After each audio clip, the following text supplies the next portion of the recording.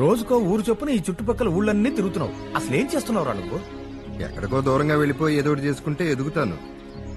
కానీ ఎదుగుదలంటే నాతో పాటు మన చుట్టూ ఉన్న వాళ్ళు ఎదిగితేనేరా.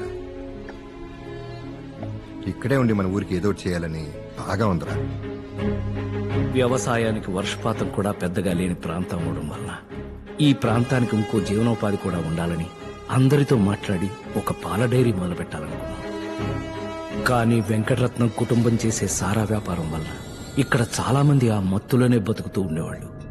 సారా వలన జనం జీవితాలు ఇంకా దుర్భరం అవుతున్నాయని వెంకటరత్నం కుటుంబానికి నచ్చ చెప్పాలని చూసినా వాళ్లు లెక్క చేయలేదు.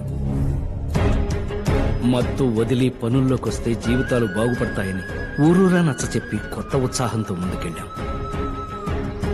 మార్పు మొదలయ్యి కొత్త వెలుగులోకి అడుగు పెడుతున్నాం అనుకో.